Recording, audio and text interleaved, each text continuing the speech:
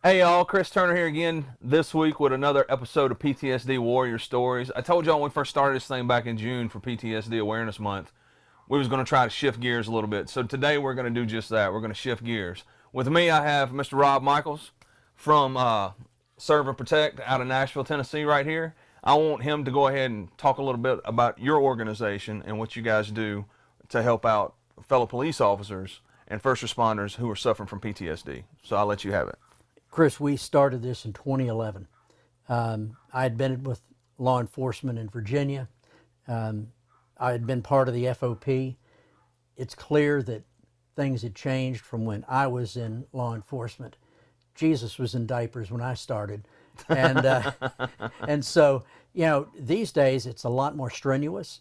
There are a lot more pressures, politically, legally, administratively, that are creating issues for guys that get kind of hung up. They see things that they struggle with. And what can happen is they start having nightmares. They start getting flashbacks. They get angry. Families split up. I don't know if you know this, but more first responders, police and fire, die by suicide than in the line of duty. Wow. Just in the past 30 days today, we've had 5 suicides in New York City alone, New York Police Department. And one was a deputy chief. 2 of them were 30 days from retirement. And so firefighters are the same thing. In Chicago, there are twice as many suicides than there are line of duty deaths. Oh, wow. And part of the problem is perception. A lot of first responders are afraid to say anything. They're afraid that they'll look weak, that people will misunderstand what they're saying. And we don't call it post-traumatic stress disorder because when you look at it as a disorder, people think, well, they're mentally incapable, they're mentally defective. And that's how administrations look at it. It's really an emotional wound. It's an injury that happens to your emotions. It can cause those nightmares and those flashbacks and so forth. So we talk about post-traumatic stress injury because an injury you can be healed of. Right. I mean, imagine pulling up on the scene of an accident and you see a car smoldering. There's smoke coming from under the hood. And the word injury doesn't sound so permanent either. It does not. Yeah. Well, that's what I'm going to explain right now, is because the officer sees smoke coming from under the hood. He breaks the window to open the door to get the guy out. When he reaches through, what if he cuts his arm? Well, when paramedics get there, they'll say, now you need to go to the hospital and take care of that. You're injured. Well, if the officer goes, nah, just bandage it up, I'm good. Well, 2 or 3 weeks later, he's noticing he's got red streaks going up his arm. It's infected because he didn't get it treated. So Right. then he's got to go through some more intensive treatment to take care of what should have been taken care of earlier on. What if he looks in the back seat of the car and there's a dead child back there? It's a whole different thing. Oh, yeah. Children really get your attention. We had one guy call one time that was called to a murder-suicide. A mother killed her 14-year-old daughter. Oh, man. He walked in, saw a 14-year-old daughter laying there. He's got a 14-year-old daughter. It really got to him. And so if you don't address that like you did the injury on your arm, there could be an issue. Now, it doesn't affect everybody the same way. Not everybody that sees the same scene is going to have the same effect, but for some it does. We put on a mask. We make sure like everything's okay. And part of it is because we're trained through shame. You were a Marine. When you went through basic, when I went through basic in the Army, if you screwed up, did your drill sergeant come up to you and go, son, there's a better way to do that? Oh, no. No, they're right no. in your grill. I mean, spitting all over your face. Oh, yeah. But you Popping see- you with the campaign cover like it's cool. That's right. That's right. But you see, in the academy, much of that same thing transitions. So they'll embarrass you in front of your friends. So people are afraid to say anything because they don't want to be shamed. There's a sociologist, Brene Brown, that talks about shame and the effect that it has. It really demeans you. It makes you feel less than. So we've got to change the administrative perception of post-traumatic stress. And part of what we're working to do is hit the top down through education. We've got free seminars on our website, but we also work from the bottom up so that we can have the guys understand, the men and women that are first responders, that are in public safety, it's okay to ask for help. Now, the newest program we've started is Healing Begins at Home. 75% of police are divorced at least one time. Firefighters are even at a higher rate. Well, part of that is because the family's not taken through the academy. For the most part, most departments may do an hour seminar for them. But you can imagine, officer comes home at the end of the shift and his wife says, "Toilet stopped up, get up there and fix it." And he goes, "Not now." "Why not?" "Not now." She doesn't get what's going on. She doesn't know that he just saw a dead child. Right. And they're not trained to communicate properly. If they had some training, he might say, "This is a bad time." And she would say, or the spouse being a male, say, "I get it," and just walk away. But that's not what happens. So they both start getting entrenched, and then finally somebody says, "I'm done with this." But that's because of a lack of understanding. But what we do is when we partner with an organization called Safe Call Now. We started in 2011. Since then, we've helped more than 5,500 get placed into trauma therapy. So Safe Call Now is our crisis line. They also refer people into residential care if they need dual diagnosis issues, addictions, and trauma. So when they call them and they just want to talk to somebody, we've got a few things set up. We've got a national peer support line. They can just get on the phone and talk to somebody. And a lot of the time, that's what it is. They just need to know that it's normal what they're feeling. Right. You know, if it goes away in 2 or 3 weeks, that's what happens with most people. But if it lingers, it's when you need to ask for help. So when they call us, we'll take their information, their insurance carrier, where they live, what they're dealing with, and we'll find a trauma therapist in their area that takes their insurance. So what we do is we interview every therapist that we refer to. We want to make sure they understand the job, because if somebody goes into a therapist and the first thing they say is, "So tell me, what's your job like?" Then the firefighter is going to say, "It's like not being here," because they don't want to be there in the first place. They feel embarrassed that they have to go there or that they feel the need. They just want to get in there and be healed, be fixed. Right. And so we look for trauma therapists because they specialize in that. For the most part, EMDR, that's a very good procedure, eye movement desensitization reprocessing. Another one I like a lot is rapid resolution therapy. It's a clinical form of hypnosis. Both of those resolve the problem quickly. That's what our folks want. So when we refer them into treatment, if we've referred 5,500, that means I've made 20 to 25,000 phone calls to therapists to make sure we find the right one. We want to make sure it's a good fit, because if it's not, the first time they go in, they may not go back again. So they rely on us to understand what they do so we can make sure the therapist understands as well. Well, it means the world to me, man, because, you know, with PTSD and, moral injury and things of that nature, the military gets put in such a box with that, to where a lot of people in the American public fail to realize that it's so much bigger than that. You know, for police officers, firefighters, sexual trafficking victims, or domestic violence. So the fact that you are here on camera with us and explaining this to our viewing audience, that there are programs out there for police officers, and they don't need to think that they're just like mentally incapable for the rest of their lives. Absolutely. And it's just an injury more so than it is permanent. So tell me something, with Serve and Protect, is there any cost to it for the police officers, the first responders, or anything like that? Not a thing. We do all our work for free. Everything on our website's free. The mobile app is free. We don't charge a dime. Man, that's amazing. Is it like a 501c3? Or? We are. We're a nonprofit. We exist on the good graces of our donors and corporations that back us. That's amazing. So who do you got with you here today that we can interview and talk to about, as far as from the police side of the world? Andy Green. Andy is a retired Franklin Police Department detective. He's president of our Lodge 41 FOP Lodge in Williamson County. Good deal. Fantastic. Well, Mr. Rob, I really appreciate you being here. It means the world to me. Thank you for Enjoyed what you being guys do. So, hey, Andy.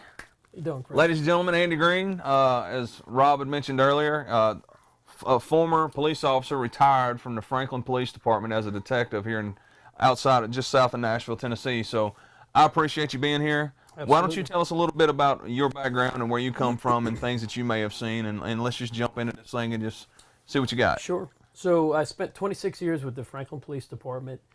Did everything from bike patrol and public housing to being a training officer, the SWAT team for a couple of years. Been on loan to federal task forces for about 9 years. So I've moved around through patrol and through finally through investigations. I've been a few places, seen a few things. So Nice. That's really cool. For me, whenever I got out of the military, I thought that my career path would be law enforcement. But, I just decided I wanted to come to Nashville and bend strings for a little while. So tell me something. Have you can you relay like some of the experiences you've seen, some things that might Sure, have caused sure. potentially you to have post-traumatic stress? Just anything that you've seen. Sure, Yeah. and I'll start with the one that probably is the most meaningful to me. Is a bunch of years ago when I was in patrol, I worked a collision, a head-on collision. There was a drunk driver, hit a car, pinballed it into a third car. That third car had a woman in it with two small children, two boys, and they were both about my boys' ages at the time. And when I got there, they had the one child out on the ground from the front seat working on him, bleeding from the head, going in and out of consciousness, crying. The boy in the back seat was crying. He was beat up a little bit too, but not as bad. And my first reaction was just one of intense anger towards a guy who caused the accident, because it's not really an accident when you get behind the wheel drunk and slam into somebody. Right. But seeing those two boys there reminded me of my own two sons and my wife. They could have been out driving doing the same thing.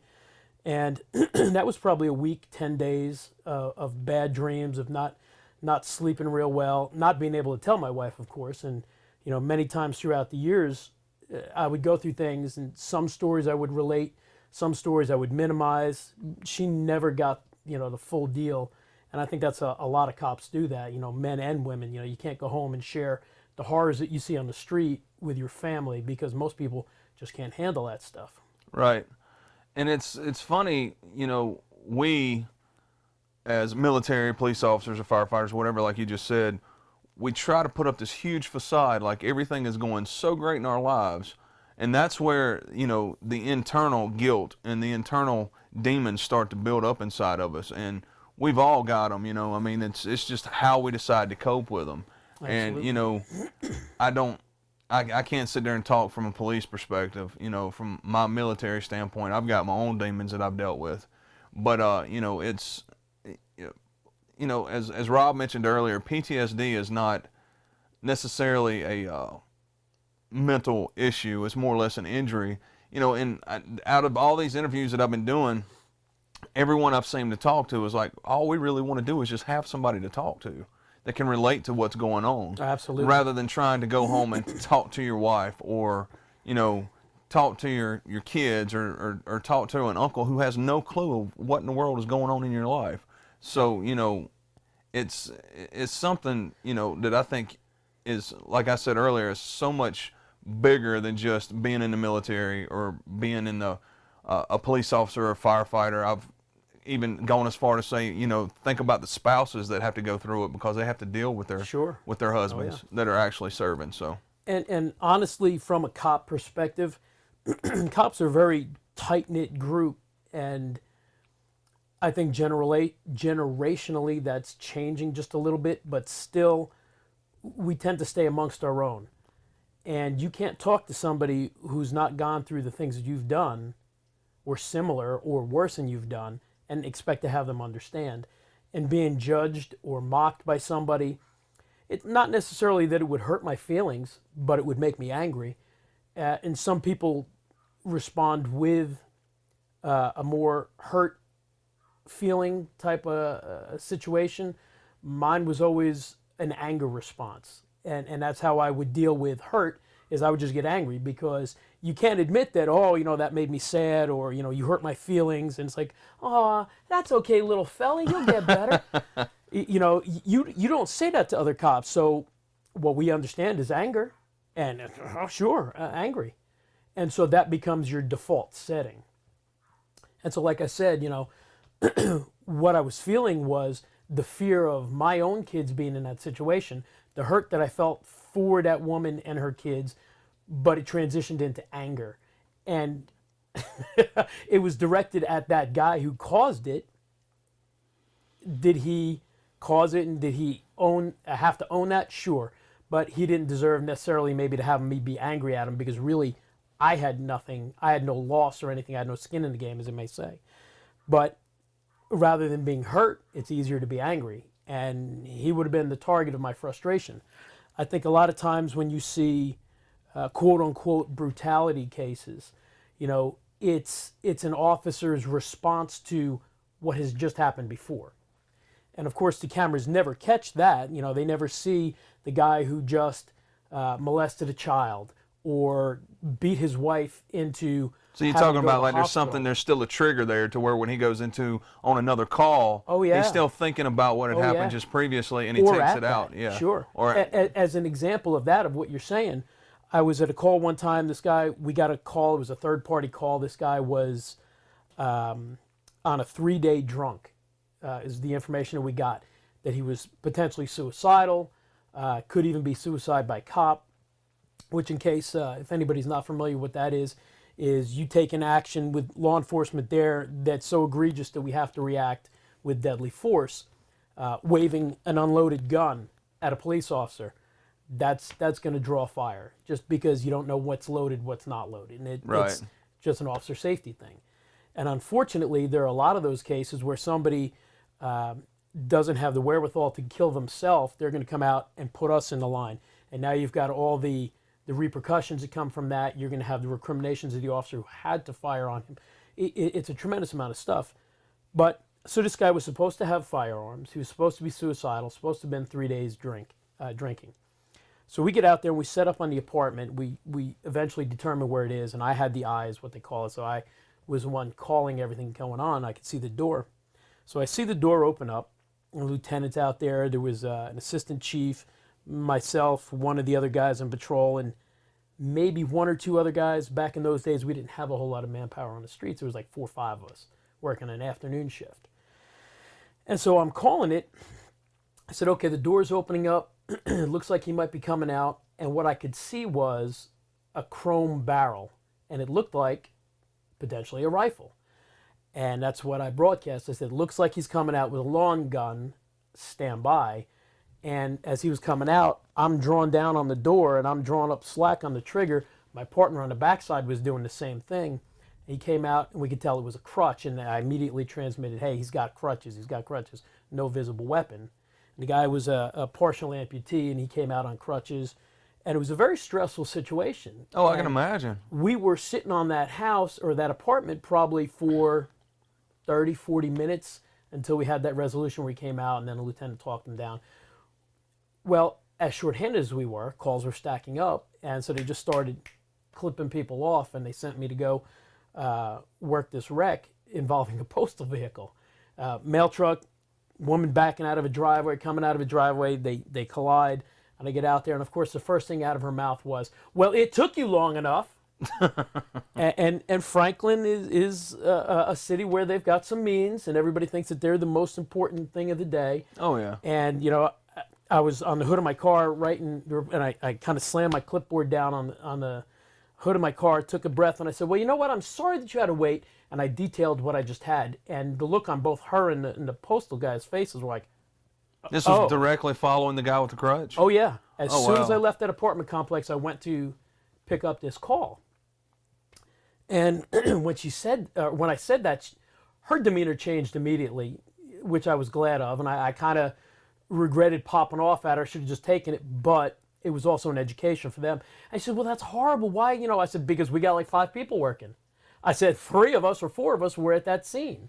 We immediately got redispatched to calls like this. I said, that's just the way it is. I said, well, that's horrible. I said, well, that's life as a cop sometimes. Well, man, I'm going to tell you something. the stress that would come knowing that you're zeroed in on a target, not knowing whether that is a weapon or not, it takes a lot of discipline and a lot of patience whether to decide to squeeze that trigger or wait until, because I've always been told by friends and family that I've had in law enforcement, the saying is, it's better to be judged by 12 than carried by 6. Was our saying in academy class. Yeah, and that's a saying. If you think about it, it holds a lot of validity, man, because it's like, it don't take but a split second. Sure. And you as a police officer, you have to define whether it's a hostile situation. It's just like in the military. You have to define if it's a hostile situation or if it's a target you have to take out. And if you make the wrong decision, that's something that will live with you for the rest of your life. Oh, yeah. So my hat is off to you, man. I really appreciate that. So tell me, how did you first come in touch with Serve and Protect and learn about Mr. Rob and their organization? So give us a little bit of background on that. So as Rob mentioned, I'm the president of the local Fraternal Order of Police chapter. It didn't start out that way. I started just as a regular member, and eventually things came to pass, and I got on the board and then as a president. Well, Rob was one of our members, and we got to know each other a little bit. And, went through a couple of things, not between us, but a couple of things that brought us a little closer together.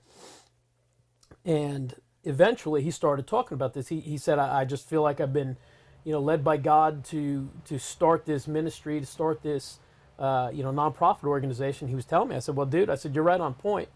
I said, it's been a long time since you were a cop. I said, but that has not changed. I said, it's still a very insular community. People don't understand us from on the outside. They just can't. You can't go to an office and sit behind a desk for 8 hours a day, and your biggest stress is, if I don't get this report finished, I'm going to get some static from my boss, versus you got to go and maybe make a forced entry because you hear a woman getting beaten to pieces inside. It's a domestic violence call. You may have a policy of having to wait for another officer. So you're standing there, well, do I wait or do I go in? And I've been in that situation, and I've gone in because that's not in me to wait. You see all the things that happen in the news today. Regular people just don't understand that. They don't go through those things. So if cops don't take care of cops, who will? Oh, I get it, man. Well, hey, I just want to say, hey, thank you for your service. Absolutely. Thank you for your time. Thank you for being a part of this. Rob, thank y'all so much for having us in your home, letting us do this and help us get the word out. It really means the world to me.